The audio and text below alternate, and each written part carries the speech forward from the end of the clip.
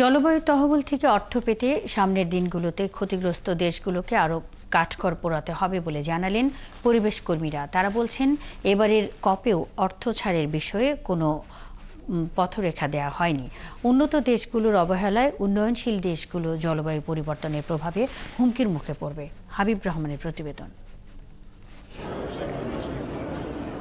২৯টি জলবায়ু সম্মেলন শেষ হয়েছে, কিন্তু অভিযোজন, প্রশমন, লস অ্যান্ড ড্যামেজ কোনো খাতেই অর্থ পাওয়ার সমাধান হয়নি।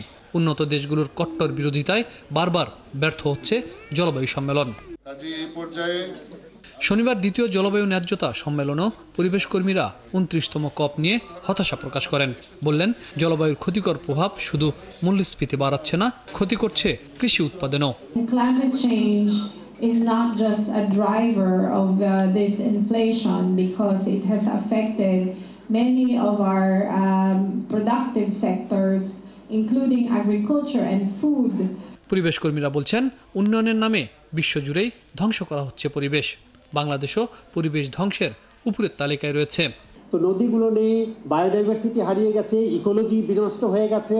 তো এটার জন্য দায়ী কারা? আপার রাইপেরিয়ারে যারা আছে, সো এই বিগ পলিউটার্স অলসো এটার জন্য দায়ী। ইলিশের অপরাশ্রম সেটা ধ্বংসের পথে। 8 কিলোমিটারের ভিতরে 3টা ব্রিজ, কোনো পরিকল্পনা নাই।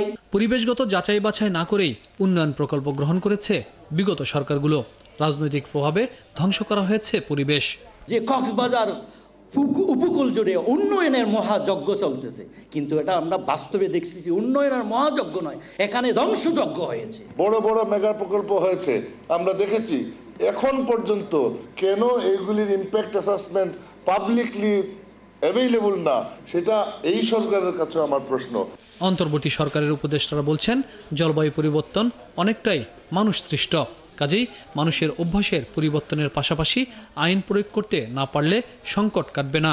জলবায়ুকে আমরা যদি প্রতিহত না করতে পারি, there will be a civilizational existential crisis. এই নদীগুলোকে যদি ইলিশের চলাচলের রাস্তা করে দিতে না পারি, তাহলে কি হবে?